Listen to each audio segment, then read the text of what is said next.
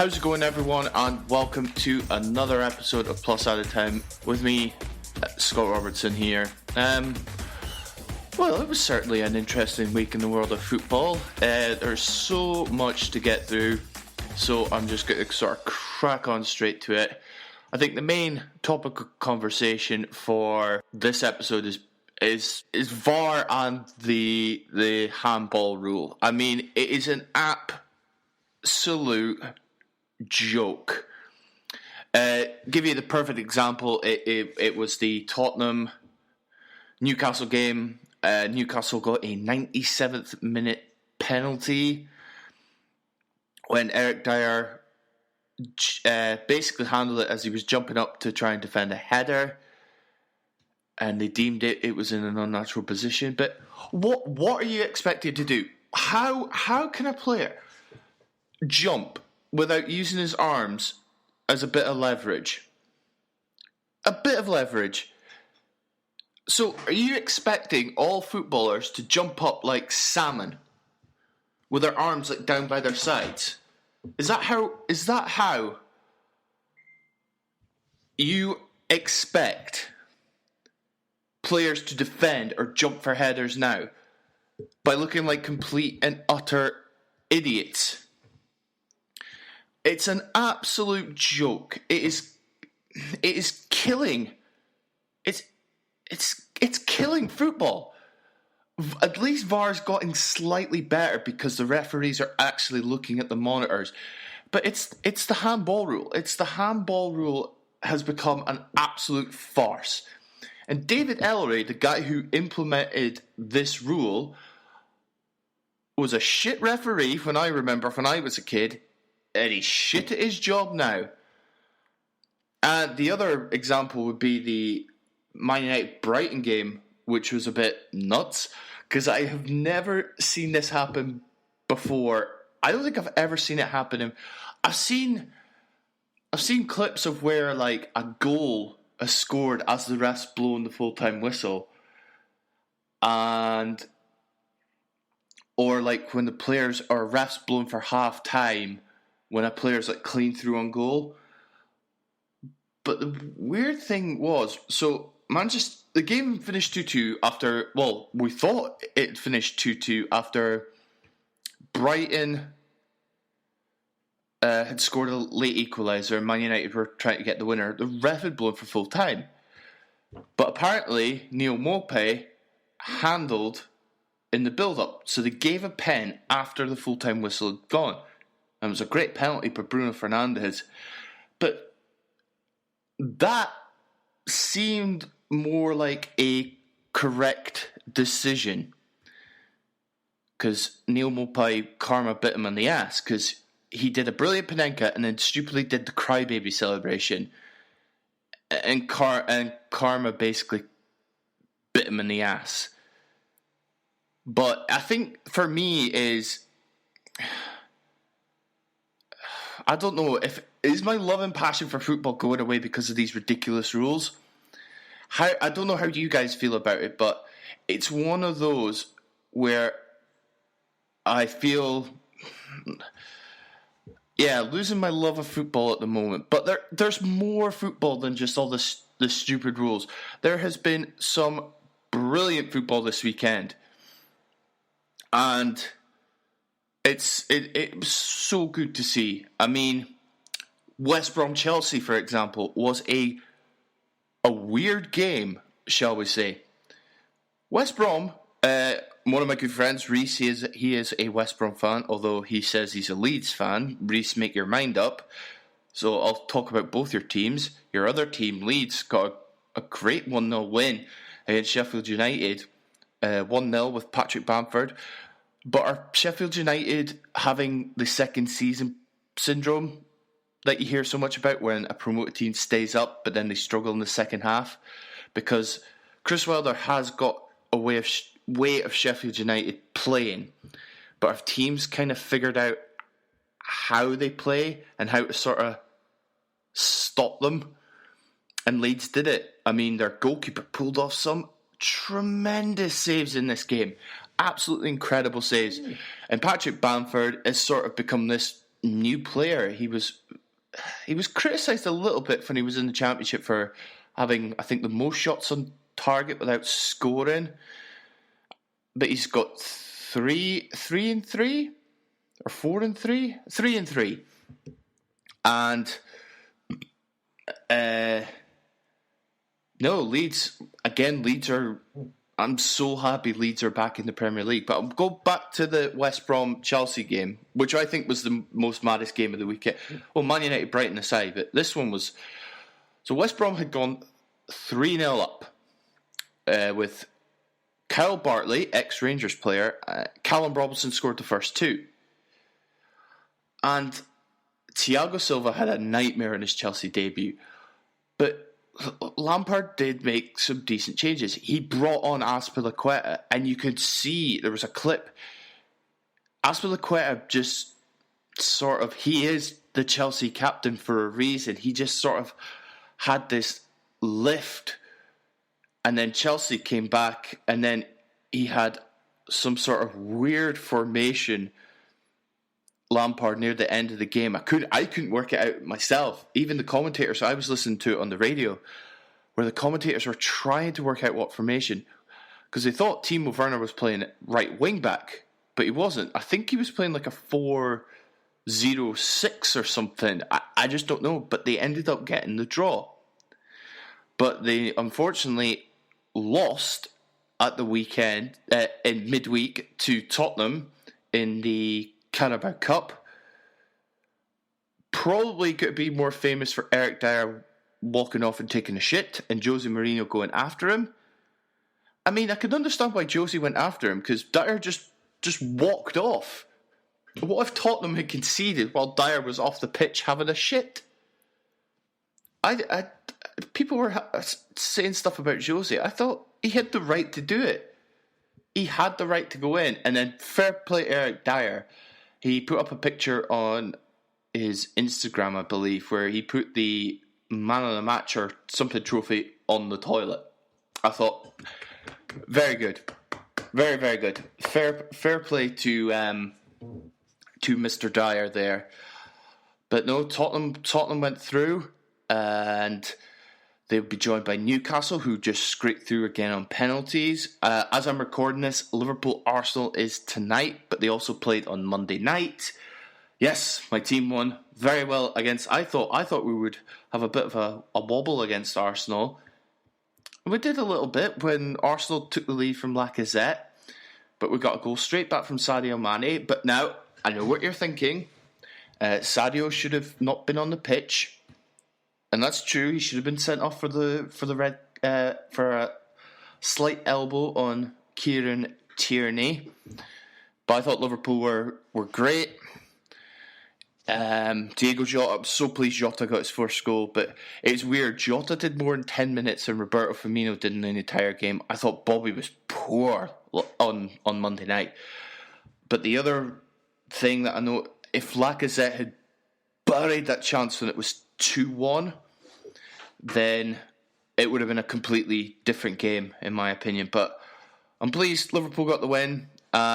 Leicester City scoring 5 against Man City, not at home, at the Etihad. Man City looked pathetic. They looked awful. Their defence is just so wrong. They've got very good players, but as a team, defensively, they looked all over the place.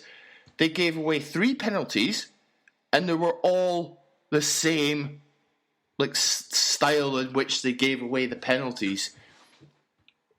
But I thought City were rank. I thought Leicester looked great.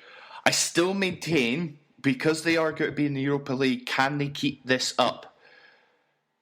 Some of the other things I noticed were Leicester have this ability to sell some of their better players and then bring in someone that you don't really know, and then they're actually maybe better than the players that they brought in, that they sold.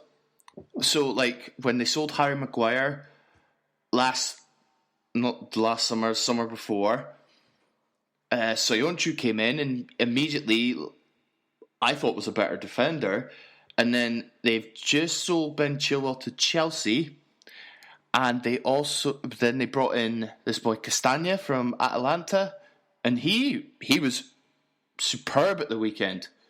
And I think he scored as well. So Leicester have a tendency to do that, where I think they sell maybe their better player and then have this ability. They've got a great recruitment where they've bought someone in a similar position that might actually be better than what they've got. But I was stunned by the Leicester result. I just heard it on the radio. I couldn't believe what I was listening. And then I saw the highlights and I was like, no, Leicester were actually really good. It was not the case of City being bad. And then but it was just defensively, City just looked hopeless. I mean, they've just signed Ruben Diaz for 65 million. And Nicolas Otamendi's gone the other way to Benfica. Is that going to solve their problems? I don't think so. Could this be the last season of Pep at City? Who knows? But it's not looking the best, is it?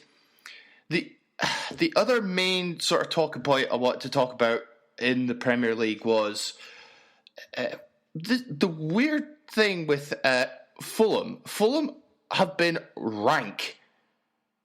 They have been shite. And then their director, chairman, Tony Khan, has come out and basically slandered them. And then Scott Parker has come out and said, oh, he shouldn't have done it. I mean, the chairman shouldn't have done it. I mean, I would stick to doing what you're doing, just keep your mouth shut, or just mention your AEW wrestling thing. But no, Fulham were awful against Villa. Villa looked actually really good, and they've just signed Ross Barkley, for God's sake. Villa mean business this season. I think they've been a lot smarter this time in the transfer market than what they did in the first season, where I think they just went and grabbed any player they could under the sun. Some worked, some didn't. But I think they've been a lot smarter. They brought in a really good goalkeeper in Emiliano Martinez. Who else did they bring in this summer? Ollie Watkins from Brentford, who hopefully gets a goal. It was one of those where I was gutted he didn't get a goal against Fulham. And then they brought in Ross Barkley. I think Villa have done okay, but again, it's too early in the season to say like they'll do well this season. But they could go on a 7-game losing streak. But no, Villa looked good. But no, Fulham are going straight back down. I believe even a bookie has paid out on Fulham getting relegated this season. That's how bad Fulham have been in these past 3 games. The other results, Southampton got a good win against Burnley, their first win of the season thanks to Danny Ings. Everton have gone 3 for 3 in the Premier League.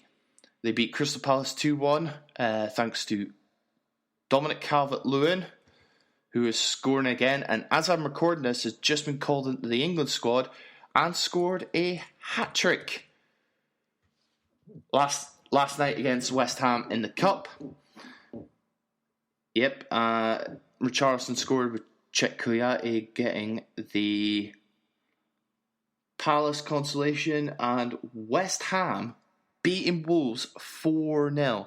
David Moyes is obviously managing the game from home because he is tested positive for coronavirus. Wish Mr. Moyes a speedy recovery. But goals from 2 from Jared Bowen, Raul Jimenez on goal, and Sebastian Haller gave his side a 4-0 win. I'm going to do my predictions for this weekend, so I'll just quickly rattle through them.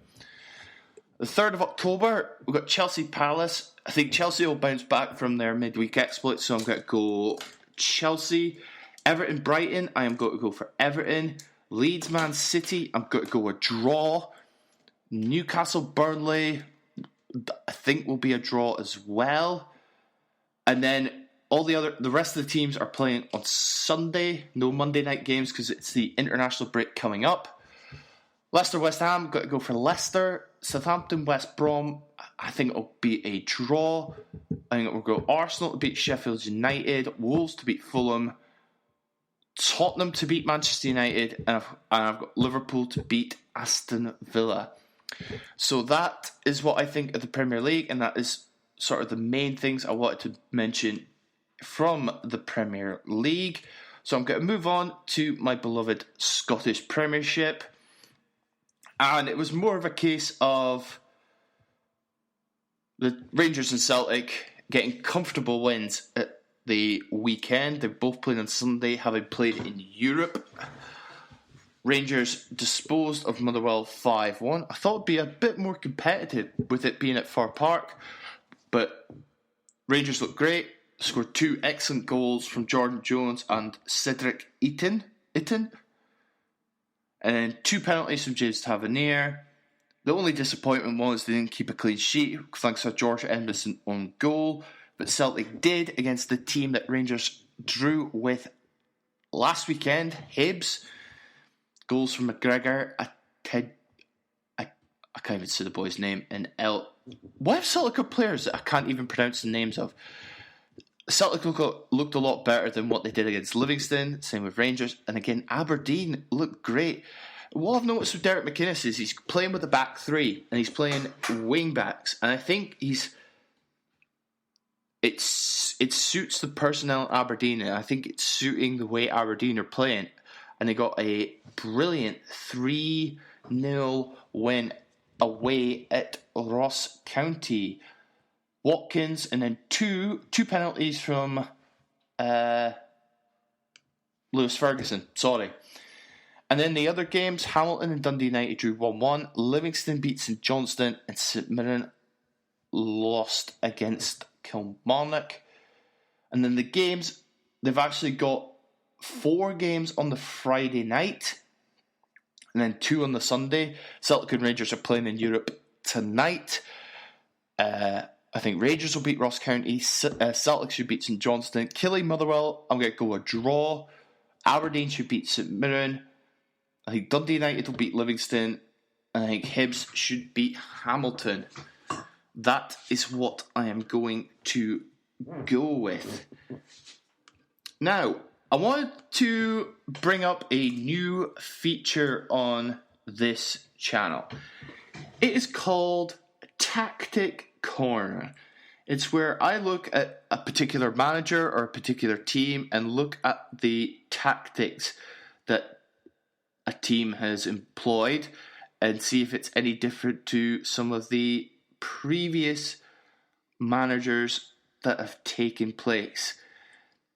And with it being the first game of the Ronald Koeman era at Barcelona, I thought I would look at the sort of formation and tactics that Ronald Koeman employed at Barcelona. Now, Barcelona have always been sort of this tiki-taka, the tiki-taka side, really focused on possession. However, they didn't have they had 57% possession against Barcelona, which isn't a lot. But then I look at the sort of formation that Barcelona applied. And normally, when I've ever seen Barcelona, when they had Pep, Tito Villanova, Luis Enrique, Quique Setien, and Valverde, they've always gone with a 4-3-3 with your traditional back four, hold midfielder Sergio Busquets, 2 centre midfielders, and then your wingers and your striker. But I believe that Koeman went with a 4-2-3-1, which he has used so often. When he was in the Premiership with Southampton, it worked to a great effect because he had guys like, he had Schneiderlin, Holden, he had Tadic playing the number 10, he had Mane on one wing. It worked really well. It didn't work so much maybe at Everton, but this is what he did. And so he had Neto in goal, he had Sergio Roberto right back, Piqué and Longley were his centre backs, Jordi Alba left back. But he had Busquets and De Jong as sort of his centre mids, holding mids. And then on the right, he had Griezmann. No, on the right he had Ansu Fati. On the left he had Antoine Griezmann, or they could interchange between the two. Coutinho played as his number 10. Or he would have played as the other midfielder alongside De Jong with Busquets sort of dropping in. And then Messi was playing not on the wing but as a centre forward. And it worked. They ran out comfortably 4-0 winners against Villarreal, who are coached by Good evening, Unai Emery. But I think the most impressive performance of the weekend was Atletico Madrid. Ran out 6-1 winners against Granada. And their deadly striker lineup of Diego Costa and Luis Suarez both scored. Costa got the first, Suarez got the last two. And then Real Madrid, they only won 3-2 against Real Betis. Valverde, an own goal and a penalty from Sergio Ramos after being 2-1 behind thanks to Mandy and William Carvalho. Cadiz got their first... No, that was last weekend. My apologies. Sevilla, after the disappointment of the Super Cup, they got a 3-1 win thanks to 2 goals in injury time from El Haddadi and Ivan Rakitic. So, the big guns in Sevilla, in Spain, all won at the weekend. Now, I'm going to move on to the Serie A. Yep, Inter and Atalanta got big wins last night. Inter beat I am going to struggle with these names. Benevento 5-2. Lukaku got 2 and Lautaro Martinez got 1. Atalanta won 4-1. Gossens, Hateboer, and then 2 from Papu Gomez got the wins.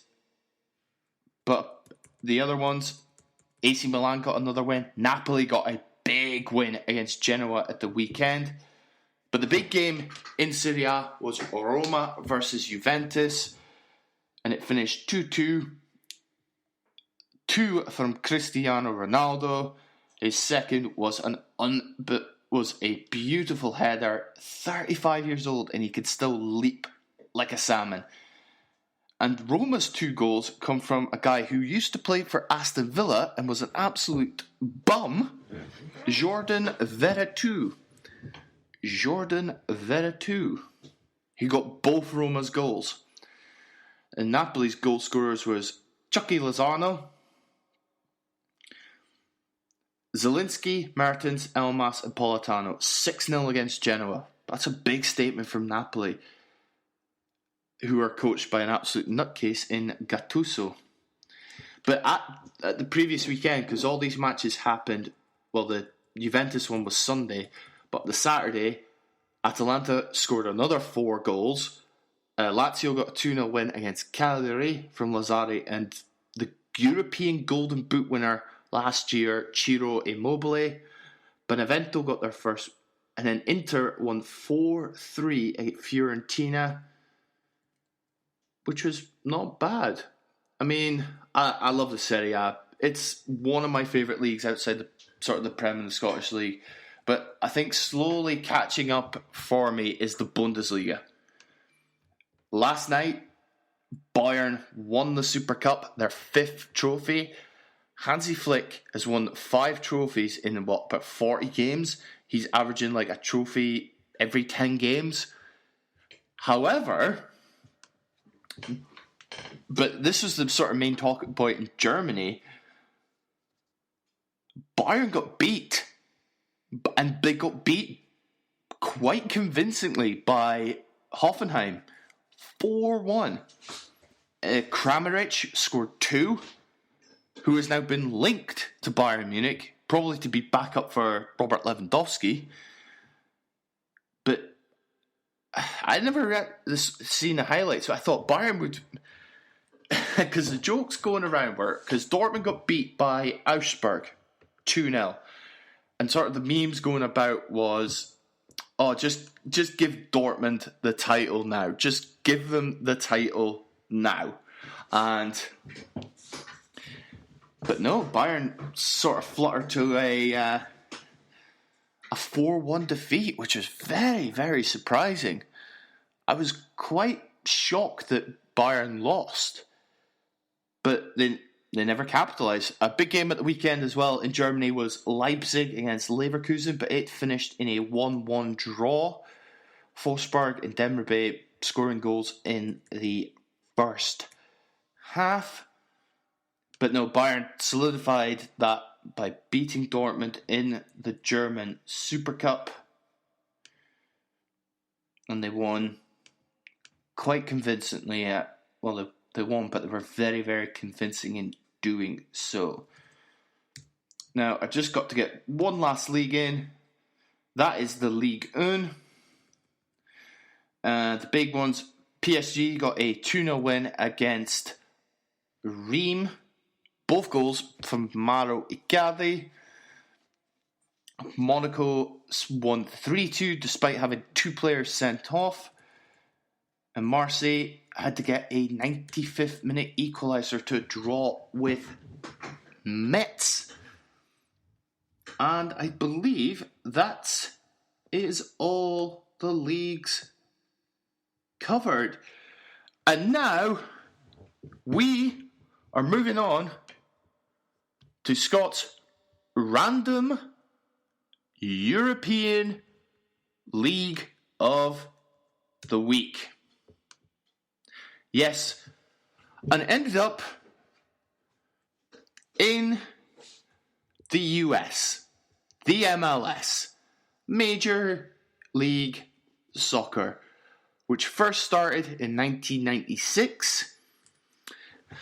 It currently has 26 teams in the league, which is like big progressively going up and up and up and up and up and up since sort of the last 10 years that the teams have. And it's similar to what you get in the NFL, the MLB, the NBA. It is split into East and Western conferences. Now, they will play like a full league, which is known as the Supporters' Shield. And then the top 8 from each league conference will play. They'll each play in sort of like a playoff style where it's first versus 8th. You get the idea. So it is split, split into Western and Eastern conferences. I mean, it's also a place where sort of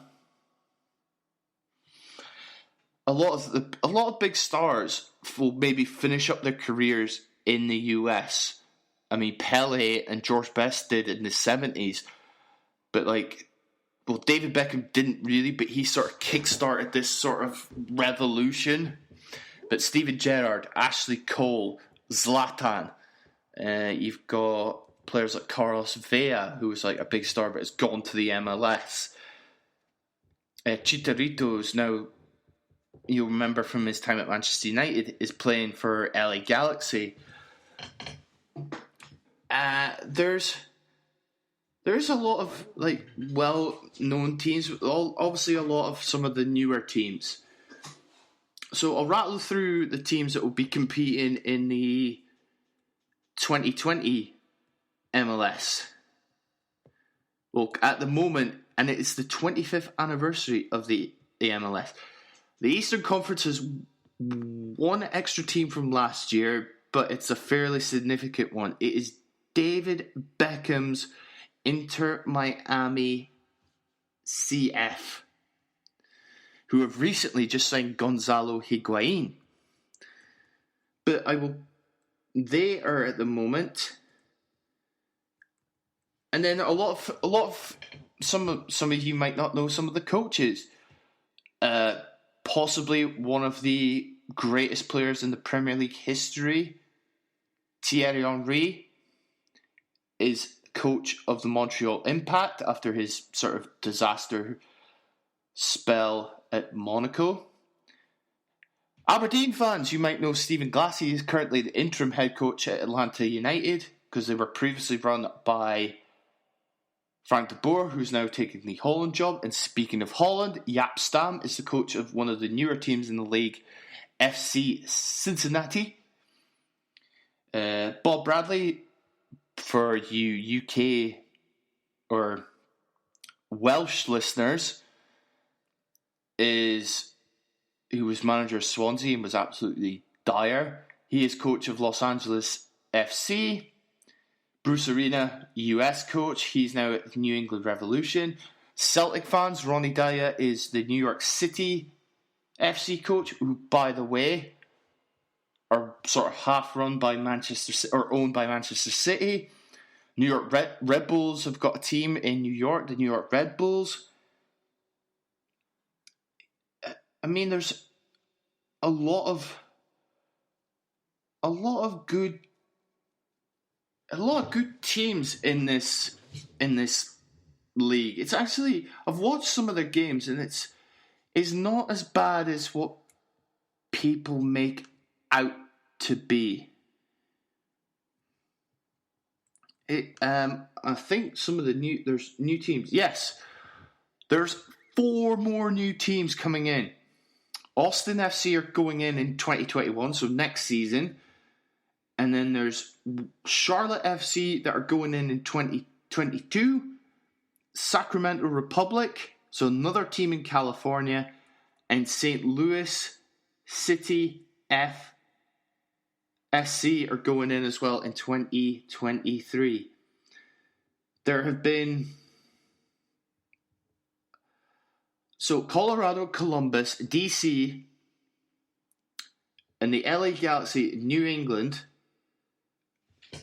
and the New York Red Bulls have been there from... Oh, no. Right, I'm sorry. I've misread that.